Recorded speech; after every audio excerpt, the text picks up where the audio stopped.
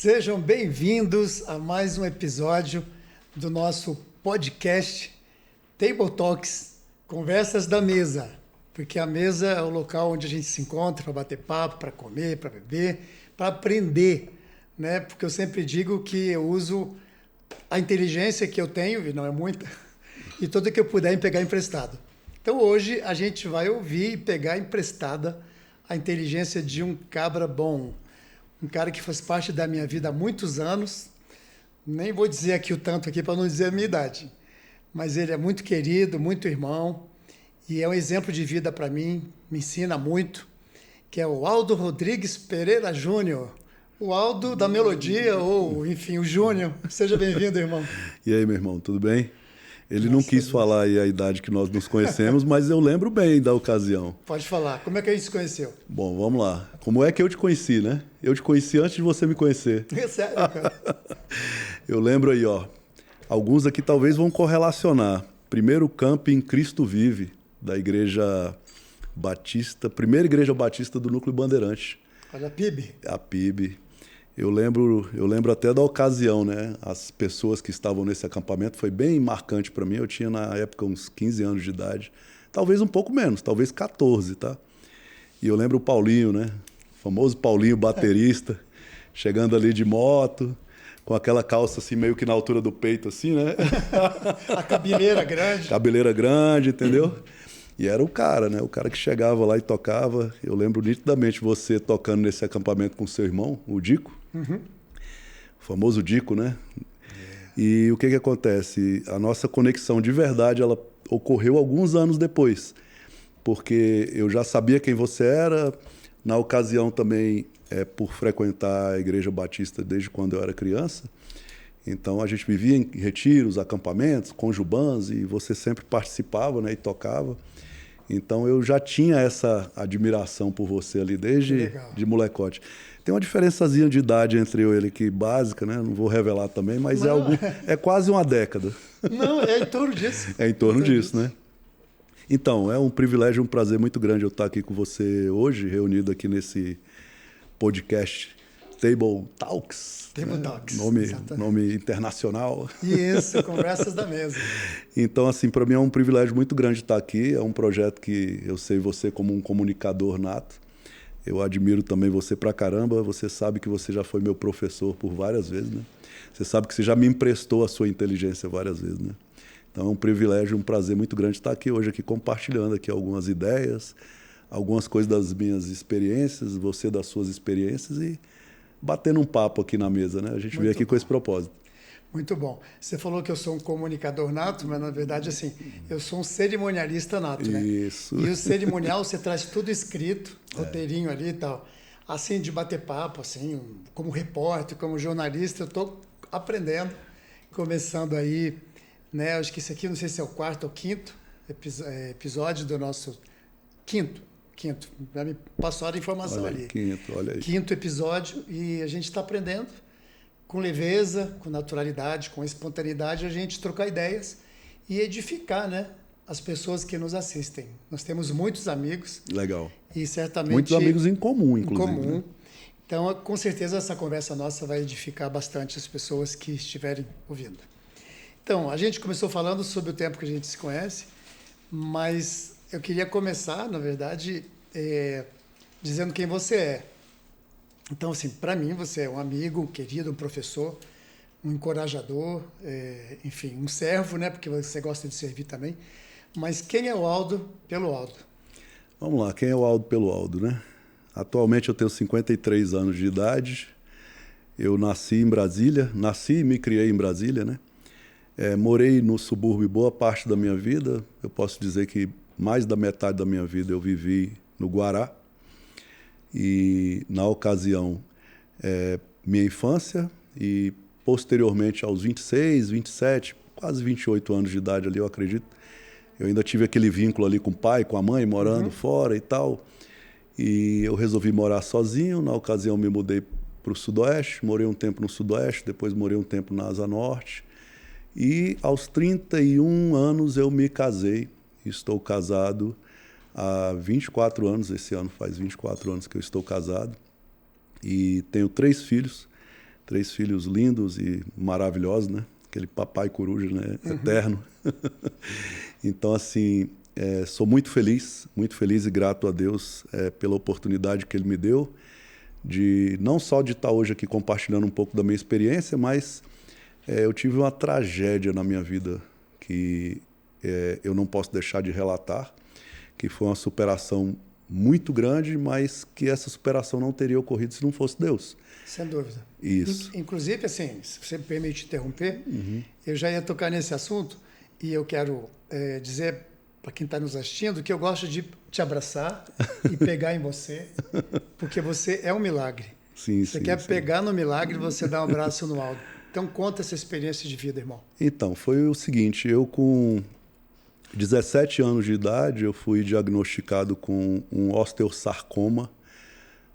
Talvez algumas pessoas vão se assustar com esta palavra e talvez essa palavra seja familiar para muitas pessoas, mas o ano foi 1989, se eu não me engano. E na ocasião, eu com 17 anos, uma criança, um adolescente, e assim, resumidamente, eu tinha chances mínimas das mínimas das mínimas de sobreviver, e sem contar que se eu sobrevivesse com severas sequelas, né? Você, inclusive, diz que a taxa de mortalidade é de 90%. Na época era considerado... as chances eram quase nulas, né? Mas, assim, em termos de... Eu não gosto muito de percentuais, mas, assim, a probabilidade de eu ter morrido dessa enfermidade, dessa doença, ela não era grande, ela era absurda. Então, assim, quando eu fui diagnosticado, eu tinha pouquíssimos meses, posso dizer assim, de sobrevida, apesar do câncer em si não ter sido metastático, né? Mas eu já estava na escala de 0 a 10 ali no 5, é um tipo de tumoração muito agressiva, e graças a Deus eu conheci um médico.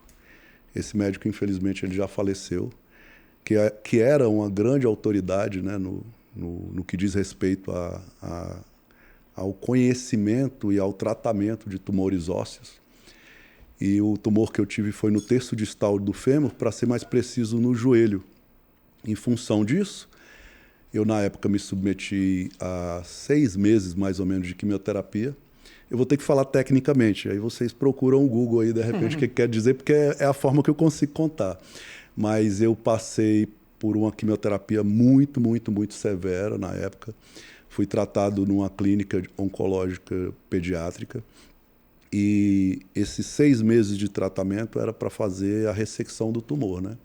Fazer a retirada do tumor, e o médico, na ocasião, me alertou, olha, vamos tentar salvar a sua vida e talvez a gente consiga salvar a sua perna, né? Eu digo que esse episódio na minha vida, apesar de ter sido algo que qualquer um interpreta como sendo uma tragédia, para mim foi um marco e uma coisa que mudou minha vida e transformou minha vida. Se eu pudesse fazer uma analogia, eu faria a analogia com a história de José, né? Uma desgraça, algo muito trágico que veio, que mudou a vida de José, mas que se ele não tivesse passado por aquilo, ele não teria sido o José do Egito, né?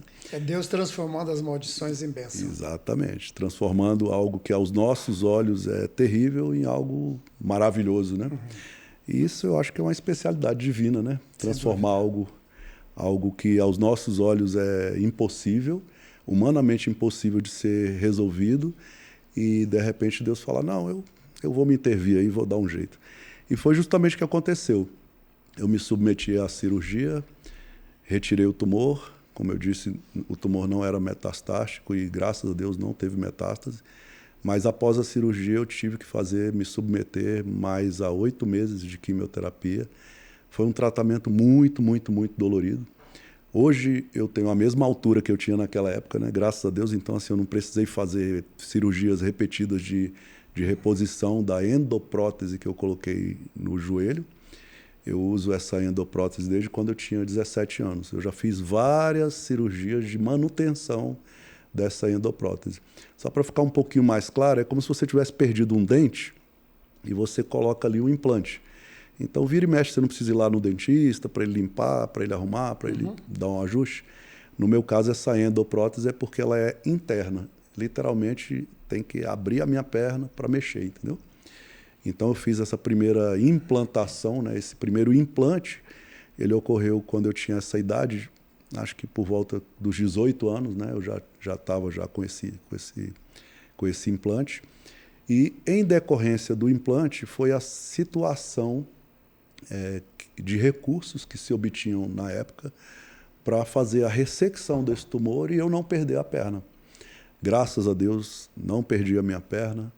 Graças a Deus, esse tipo de problema que eu estou relatando aqui, se você me vê no meu dia a dia, é até difícil de acreditar que eu tenho a quantidade de titânio que eu tenho, que pega da minha coxa praticamente em cima, assim, no fêmur, e vai até metade da tíbia, né, do perônio ali.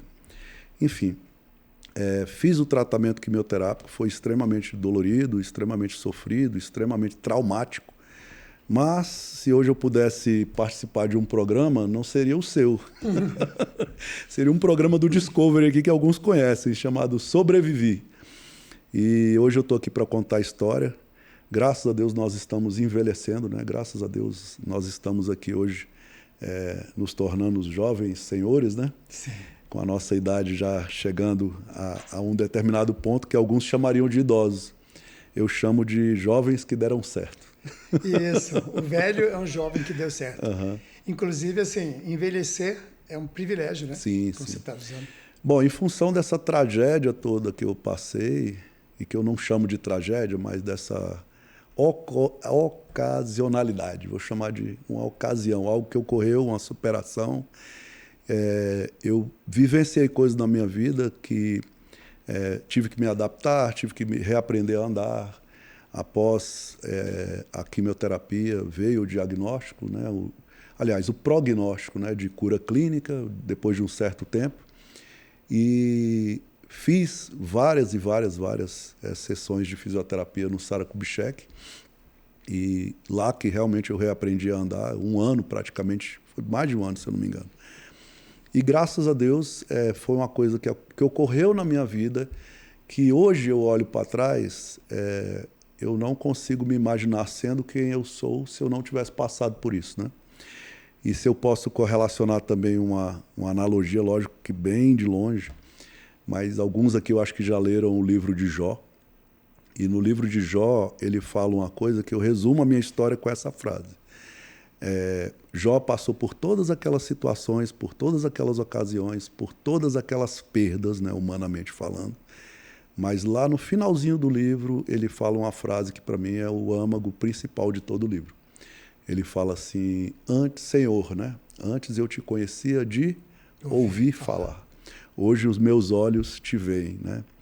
Então, hoje o meu compromisso com Deus, a minha ligação com Deus, a minha intimidade, se é que eu posso dizer assim, com Deus, ela existe num nível que eu acho que se eu não tivesse passado pelo que eu passei, eu não teria. Ou talvez eu teria de uma outra forma, ou de uma forma muito tardia, né? A minha ligação com o divino, com o eterno, nessa época foi algo tão forte que eu não abro mão disso por nada nesse mundo, entendeu? Foi esse episódio que te encorajou a fazer teologia? Então, por incrível que pareça, né, vai aqui uma dica para algumas pessoas que podem estar passando por algum tipo de sofrimento ou por algum tipo de problema, que elas não conseguem ter uma clareza muito grande sobre a questão. Eu vou te dar uma super dica, tá? É impossível entender Deus. Presta atenção nisso. É impossível entender Deus. Se você acha que eu estou falando algo que não condiz, vai um spoilerzinho. Lê Romanos capítulo 11, o finalzinho ali de Romanos capítulo 11 e o iniciozinho ali de Romanos capítulo 12, né? Epístola de Paulo aos Romanos capítulo 12, onde ele fala justamente sobre isso, que não tem como você conseguir alcançar a mente divina. Por que eu estou falando tudo isso? Quando eu fui diagnosticado com o problema de saúde severo, né? Na ocasião, eu já estudava teologia.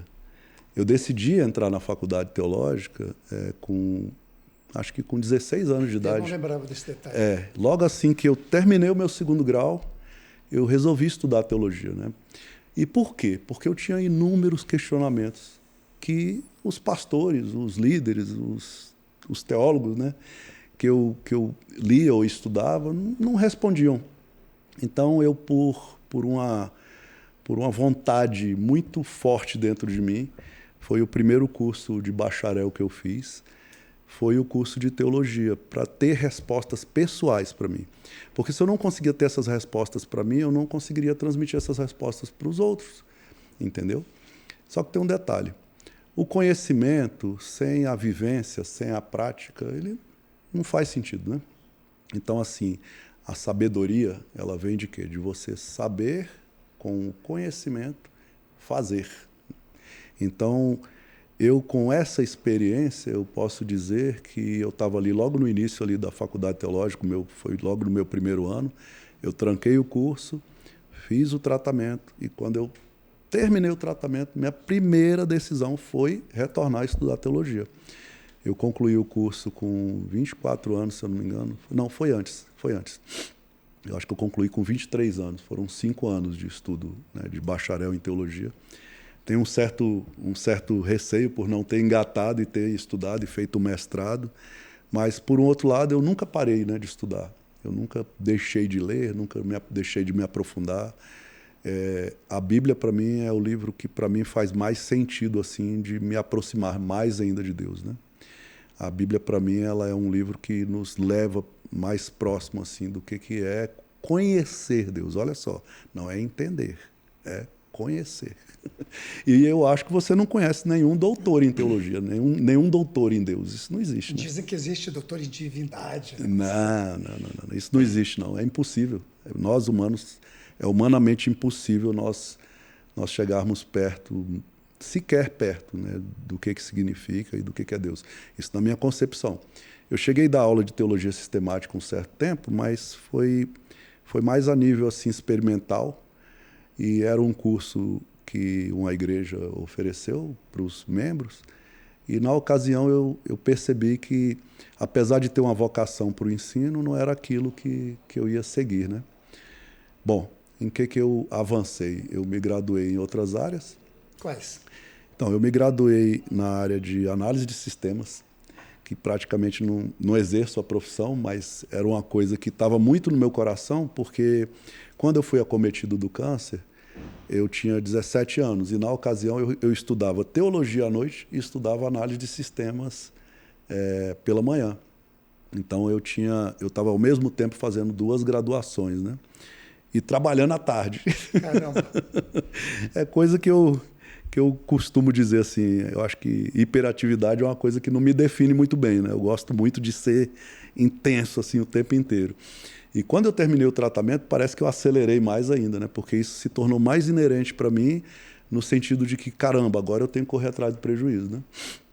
Consegui, a duras custas, concluir o curso de análise de sistemas, apesar de que eu não tive uma remissiva do tumor, graças a Deus, mas a prótese que eu coloquei no joelho, ela deu alguns probleminhas. E aí esses probleminhas ocasionaram outras cirurgias. E nessas outras cirurgias, de novo, quando eu fazia a cirurgia, minha vida dava um break, aí eu tinha que voltar atrás, fazer de novo o tratamento de fisioterapia, aquela readequação, é uma cirurgia muito invasiva, né? E nesse meio tempo consegui concluir o curso de análise de sistemas. Estudei até o 6º semestre o curso de pedagogia, mas não concluí, porque eu lembro que no meio, foi na UNB, e na época eu não consegui ir adiante porque justamente eu tive uma infelicidade de a prótese de novo dar problema, né, a endoprótese, e tive que trancar o curso, e nessa ocasião eu não tranquei, eu já estava com outras questões na minha cabeça e resolvi não ir adiante com esse curso. Mas, nesse meio tempo, aconteceu uma coisa legal, né, que eu costumo dizer assim, que foi bem bacana. Quando eu estava na metade ali do curso de teologia e na metade ali do curso de análise de sistemas, antes de estudar pedagogia, eu entendi que uma boa oportunidade que Brasília proporciona é a questão do concurso público, né? Uhum. E como eu era muito jovem, muito novo e gostava muito de estudar, e eu estava com aquela vontade assim, de virar o game, vencer, né? Fiquei praticamente 1 ano e meio, 2 anos, né? Doente, né? Entre aspas, né? Então eu comecei a estudar para concurso.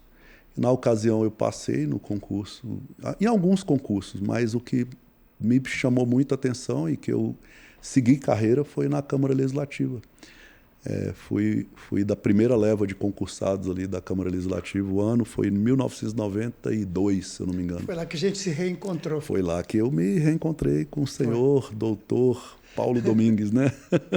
Na ocasião você trabalhava no gabinete do deputado Peniel Pacheco. Eu acho que era chefe do gabinete. Era, exatamente. A segunda secretaria. Não, inclusive quando eu te vi lá, né, quem me apresentou foi um amigo lá na Câmara Legislativa.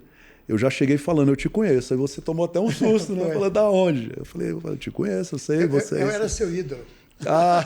Brincadeira, eu era seu fã. Não, mas era mesmo.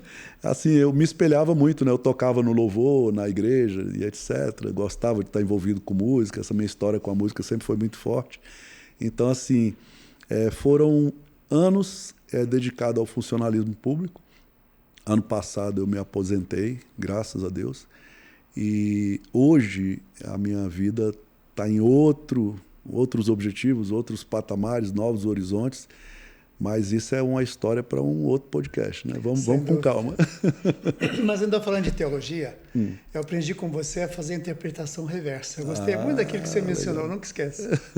Você lembra disso? Fala um pouquinho. Eu acho que eu lembro. Interpretação da palavra de Deus. Vamos lá.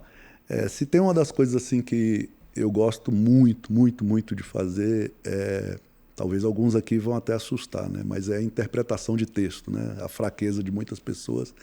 Mas eu corri muito atrás disso, de tentar entender realmente o que está escrito, né?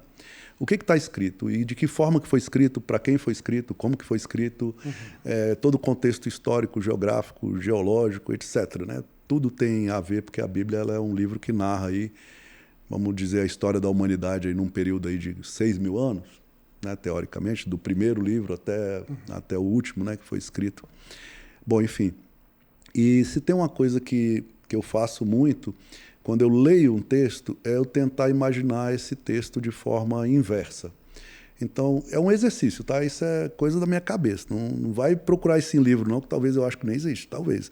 Não estou dizendo que é inédito também, mas é uma coisa que eu gosto de fazer. Então, eu vou dar um exemplo aqui. Tem um versículo na Bíblia, lá em Provérbios, que diz o seguinte, o coração do homem pode fazer planos, mas a resposta certa vem dos Senhor. Então, assim, os planos, eles são feitos e a resposta, vamos dizer, a esses planos é uma atitude de Deus diante daquilo que você planejou. O inverso, o coração do homem não faz planos. E o que Deus responde, né? Talvez não haja nem a resposta. Então, assim, nesse sentido, se a gente pegar especificamente esse versículo de Provérbios e tantos outros correlacionados, você vai entender que uma atitude nossa, ou seja, fazer planos, leva a uma resposta divina.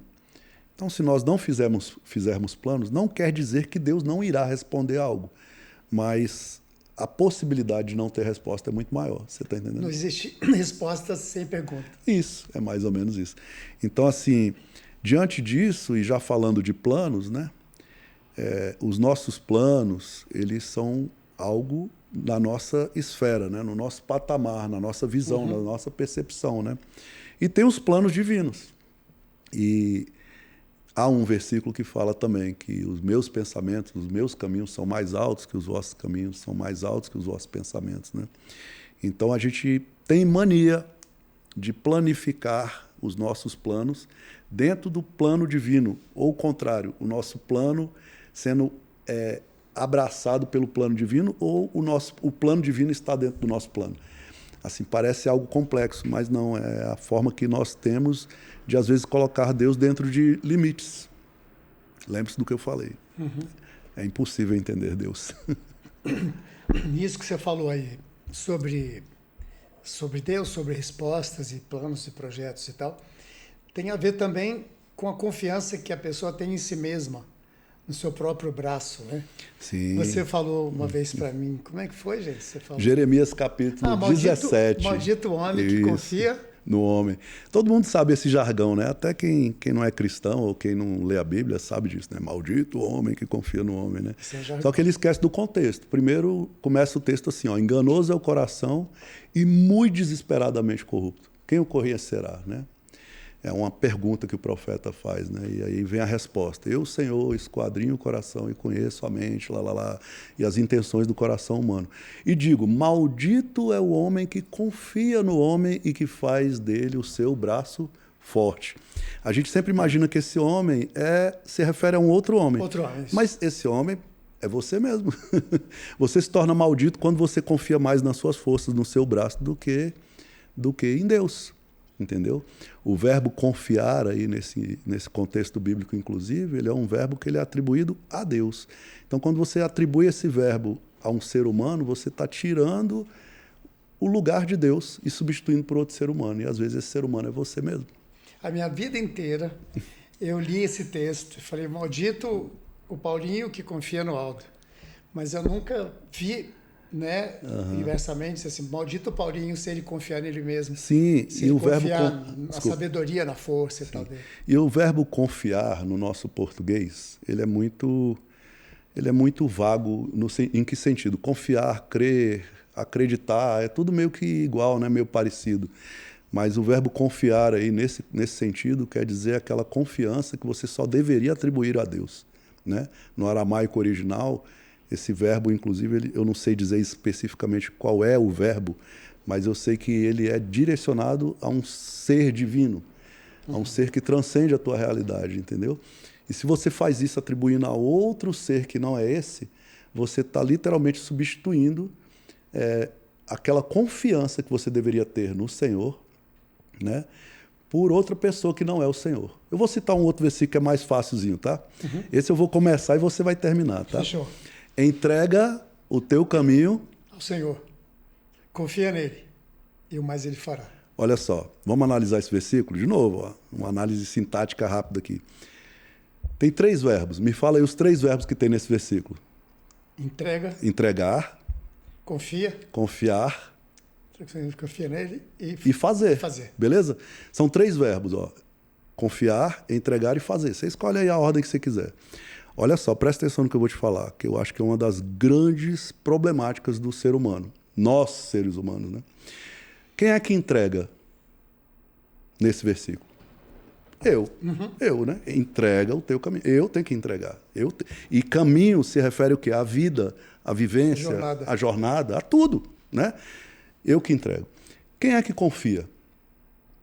Eu. De novo, o verbo confiar, ó. Né? Eu só confio no Senhor que não vai falhar. Né? Então, nós que devemos confiar, certo? E quem é que faz? Deus. Olha só como é que é maluco isso. A gente não entrega, é profundo. A gente não confia e a gente ainda quer fazer. Caramba. E o pior, a gente ainda coloca, quando não dá certo, a culpa em... Onde é que Deus estava nessa hora? Então, assim, o certo é você entender que esses verbos têm que ser atribuídos a você. E o verbo fazer, aí entra o quê? O divino. Isso não quer dizer que você não tem que fazer nada, tá? Só estou querendo dizer que a sua atitude de entregar e confiar, ela é obrigatória para que possa disparar o fazer divino, né? Tem muita gente que pede, fica deitado esperando e não vai à luta. Então, eu já cometi esse erro. Nós já cometemos esse erro, né? Porque a gente meio que coloca Deus numa posição assim como se ele fosse o nosso, sei lá, o nosso guarda-costas, né? Ou como se ele fosse aquele cara que está lá e a gente pede, ele ouve, meu filho, eu vou fazer por você, né? Até porque ele já fez tudo, né? Exatamente. E nós é que temos que acessar e saber como acessar isso. Eu costumo dizer que Deus, uma analogia besta que eu faço simples, ele é como o sol. O sol, ele nasce para os justos e para os injustos. E todo dia o sol está lá, né? Cruzando o céu. A chuva também cai sobre justos e injustos. Exatamente. Só que você se expor a esse sol ou não é uma decisão sua. A decisão de sair desse ambiente e se expor ao sol é sua. De pegar sol, de se expor à luz, né? Estar conectado com a luz, né? Tem pessoas que colocam a culpa em Deus, né? Por muita desgraça que acontece na sua vida, na vida dela. Só que assim, Deus nunca nos abandona. Faz total Aí eu uso sentido. o exemplo do guarda-chuva, né? Ele está sempre nos protegendo, né? Mas aí não é o guarda-chuva que saiu, a gente que saiu às vezes. Você acabou de me fazer Quebrou a aliança. Sim, você acabou de me fazer lembrar de uma questão que sempre também vem na minha mente, né? É uma frase que eu carrego comigo, não sei se você já ouviu falar. Deus, ele sempre nos surpreende. E quando eu falo que Deus, ele sempre nos surpreende, é no sentido de que como a gente não consegue entender o caminho de Deus, não consegue entender Deus, né? Tem uma música que diz, ninguém explica Deus. Exatamente. Então, para nós, tanto aquilo que é bom ou ruim aos nossos olhos, acaba sendo surpresa. Quer ver um exemplo? Você faz uma oração, pede para Deus algo e de repente, pum, a oração é respondida. Aí você se torna surpreso, né? E se você faz a oração e ela não é respondida, ou se você quer algo e aquilo não ocorre, você também se surpreende. Você fala, como assim, Deus? Você não vai... Como assim? Como assim eu com 17 anos, tendo um câncer, perdendo a perna, tão jovem, vivia na igreja, já estudava teologia, como assim? Como é que você deixa isso acontecer comigo, né? E na realidade a resposta de Deus é muito simples. Você não vai conseguir me entender, você não vai conseguir compreender tudo que está envolvido nisso. Mas uma coisa é certa, entrega, confia, que eu vou fazer o resto. E foi o que aconteceu na sua vida. E foi justamente o que aconteceu comigo. A sua vida corria sérios riscos de acabar e Deus ainda te deu a graça de trazer ao mundo 3 vidas lindas, né? Isso, meus filhos. A Isabelle, o Aldo Rafael e o Bruninho. Sim, sim. Eu sou muito grato e se tem uma coisa, Paulinho, que eu não canso de fazer, tá? Eu não canso de agradecer a Deus, assim. Eu acho que a oração que eu mais faço é uma oração de gratidão, sabe? Pela oportunidade. Desculpa. Que isso, cara? Pela oportunidade de, não de estar vivo, mas a oportunidade de poder falar para as pessoas que existe um Deus que se importa com você de verdade. E que às vezes a gente passa por situações, não conseguimos dimensionar todas as coisas, mas é esse Deus que faz diferença. Realmente é Ele que faz diferença na nossa vida. É a nossa razão. Sim.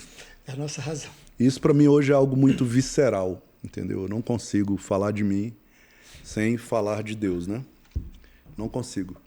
E eu não consigo falar de Deus sem contar um pouco dessa história, né? Assim, desculpa, isso não estava... A misericórdia dele, a bondade dele. Isso não estava no script, eu me emociono porque... Aliás, a gente não tem script aqui. Eu me emociono porque foi algo realmente assim que mudou a minha vida, mudou a minha história e eu não estou aqui para fazer apologia ou fazer qualquer,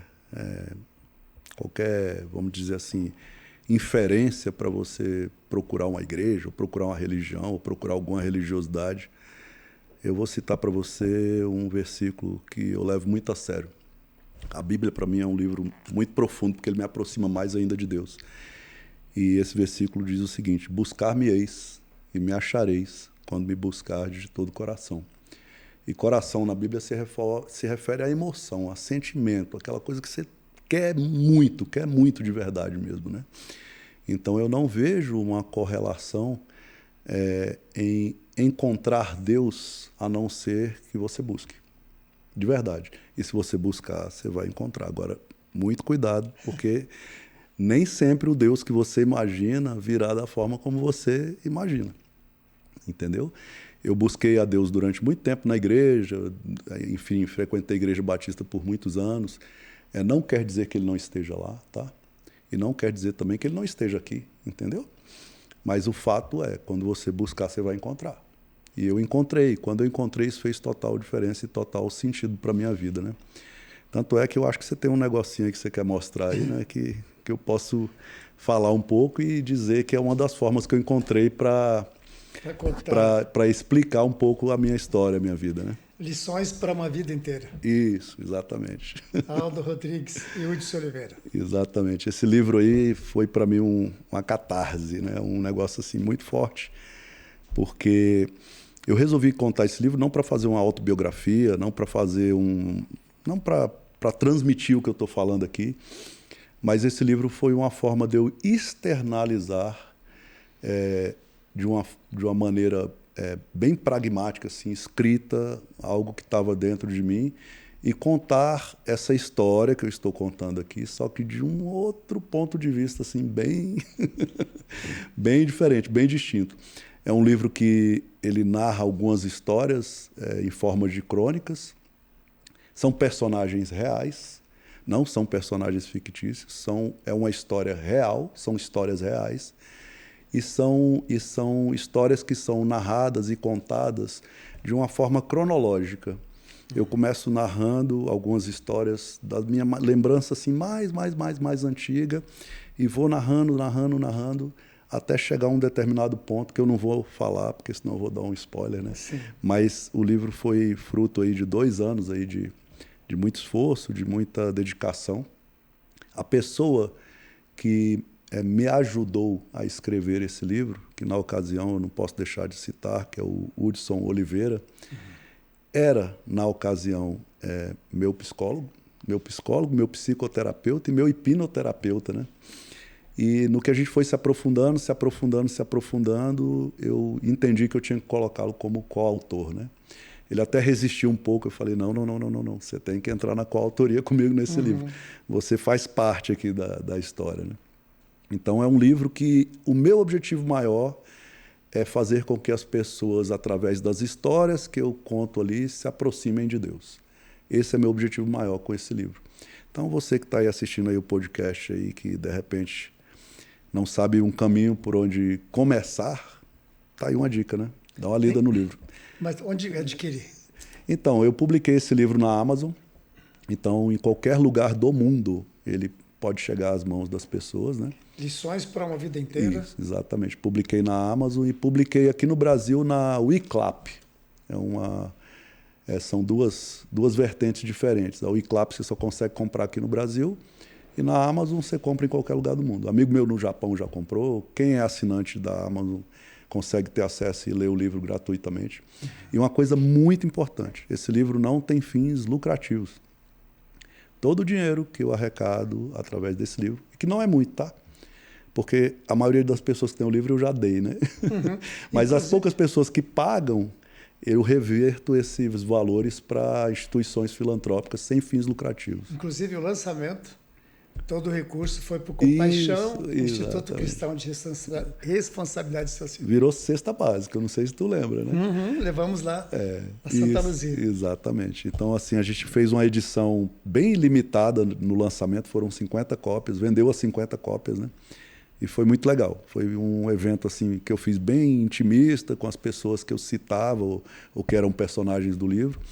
E para mim foi bem significativo, porque eu consegui transmitir naquele evento ali o que era o propósito do livro, né?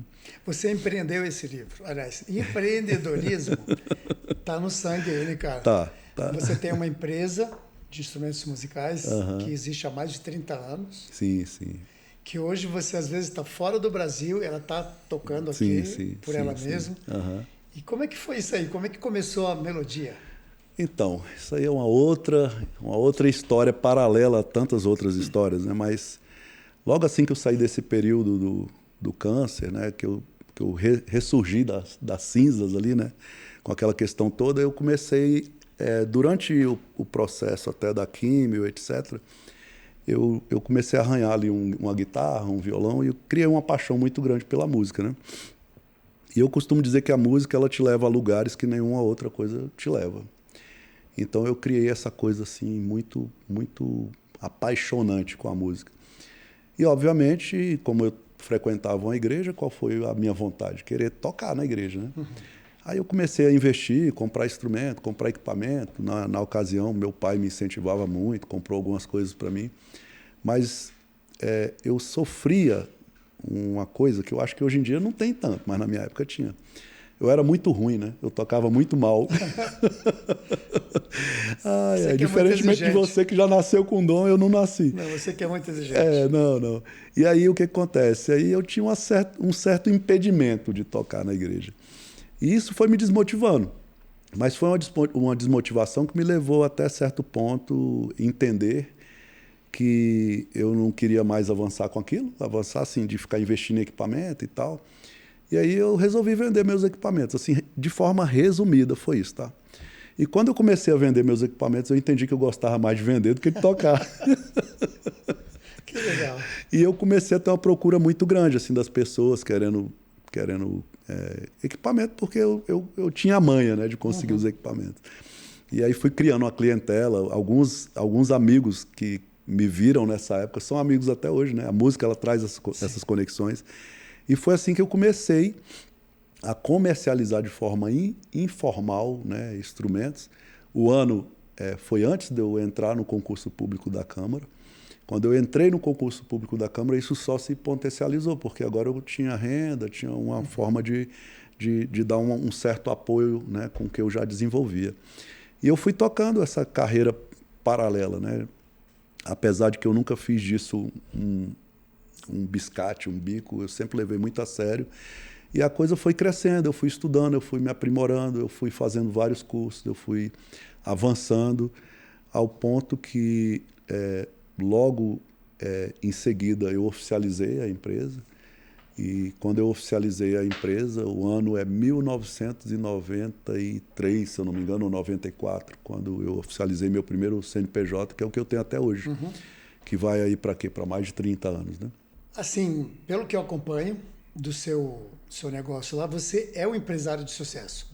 Então você tem todas as credenciais e toda a legitimidade para aconselhar quem quer empreender hoje. Eu me lembro que você falou que muito plano de negócio, muita empresa fale na hora do plano de negócio. Sim, exatamente. Qual o conselho que você daria para quem quer empreender hoje? Bom, hoje eu vejo que a grande vantagem que nós temos, né, é o acesso à informação, o acesso ao conhecimento, né? E eu até digo mais, se você pegar aí o ChatGPT ou o DeepSeek, né, e colocar lá, eu quero um plano de negócio para uma perfumaria, ele te dá lá todo o mapa, né? Mas o mapa não é o caminho, né? Você pode pegar aí o mapa que for, ele não vai te falar que numa determinada hora, num determinado momento, alguém vai atravessar na tua frente, entendeu? Você pode pegar o mapa que for, que não vai te dar previsões meteorológicas precisas, né? Enfim, e por aí afora vai. Então, o mapa ele não é o caminho. Então, o conselho maior que eu daria, além dessa capacitação, além desse preparo, além de ter essa imersão de conhecimento naquilo que você realmente quer empreender, é você entender duas coisas. Que a paciência e a perseverança superam todas as dificuldades. E quem está te falando isso não sou eu. É lá em Provérbios. De novo, a Bíblia, né?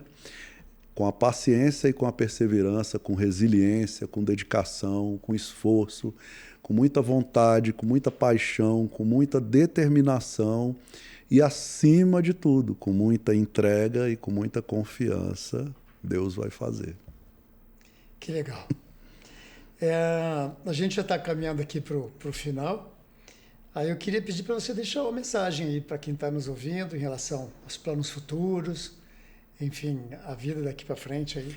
Então, tem uma frase que eu falo no meu livro e que essa frase eu ouvi de uma pessoa que já não está entre nós e que impactou muito, né, a minha adolescência. E eu trago essa frase comigo até hoje. E é uma frase que ela tem certos trocadilhos, vamos dizer assim, de palavras, né? Soa até bonito, né? Mas ela tem uma definição sobre vida que é algo que eu levo muito a sério. Olha só a frase. A vida é uma sucessão de sucessos e insucessos que se sucedem sucessivamente. Então, assim, nós vivemos em uma eterna constância de novidades. Eu posso dizer que sempre vai ter algo novo na sua vida. Só que você, às vezes, não percebe. As suas percepções acabam passando batido, né? Então, eu acredito que essa questão de você viver uma novidade de vida constante, de você sempre estar buscando novos horizontes, novos desafios, novas fronteiras, estudando, crescendo, aprimorando, não parando no tempo e no espaço, entendeu? Eu sou contra aquela ideia deixa a vida me levar, a vida leva eu. Acho que não é assim. Eu acredito que a gente tem coisas na nossa vida assim, que a gente tem o controle, tem o domínio, tem a determinação, tem a vontade.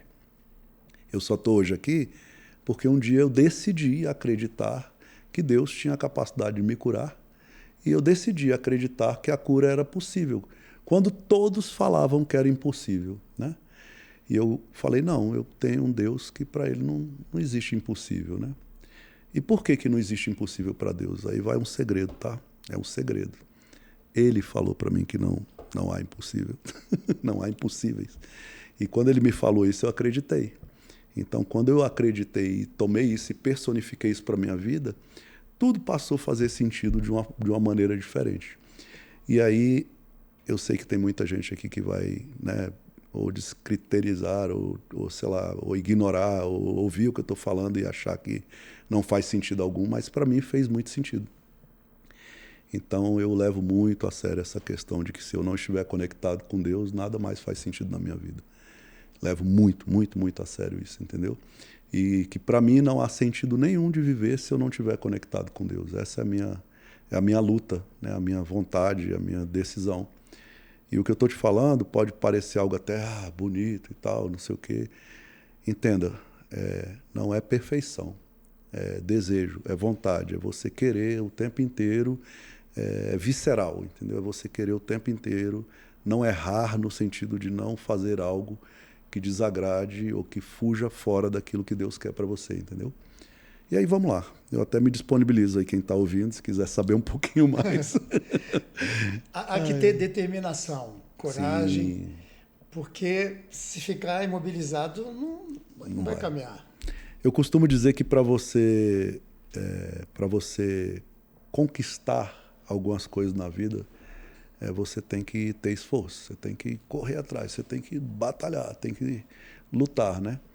E para você não conseguir, não digo vencer na vida, mas para você não conseguir conquistar algumas coisas na vida, é simples, é só não fazer nada. É simples assim, não faça nada. Então, o conselho que eu dou para quem quer empreender, ou para quem quer avançar, ou para quem quer conquistar situações melhores na vida, enquanto houver o fôlego de vida, não baixe a guarda, não desista, vá adiante, lute e creia e confie que Deus vai fazer, né? Você falou de coisas impossíveis, né? Eu vi uma história uma vez que tinha um grupo de pessoas fazendo uma trilha e chegaram no monte intransponível, uma montanha lá que disseram ninguém consegue transpor esse monte. E logo o pessoal estava desistindo ali, teve um que saiu correndo e foi. Ele era deficiente auditivo, ele não ouviu que era impossível. Uhum. E ele conseguiu e chegou e mostrou para os outros que tudo é possível ao que crê. Exatamente isso. Exatamente isso. Irmão, muito obrigado por ter vindo aqui. Aliás, você é da nossa casa, você vem sempre.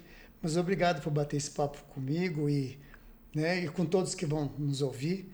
E agradecer a você também, que até agora ficou aí ouvindo a gente. Espero que você tenha sido abençoado e encorajado a seguir sempre em frente, sempre vitorioso. E quero pedir também para você seguir a gente nas redes sociais, no Instagram, se inscrever no nosso canal e, se possível, divulgar também para os seus amigos. Tá bom? Paulinho, um detalhe. Vai nessa. Divulga o link do livro. Legal. Vou fazer isso. Vamos colocar lá. Colocar o link lá para as pessoas que quiserem ler. Link da bio. Link da bio. E é isso aí, cara. Você hoje me emprestou muita coisa, né? Esse é um dos meus lemas de vida. Usar a inteligência que eu tenho, que não é muita, e toda que eu puder pegar emprestado. E realmente hoje você me emprestou aqui, você me acrescentou muito. Eu que agradeço. Queridão. É sempre bom estar perto de você. Obrigado a todos aí, obrigado pela paciência. Valeu, irmão.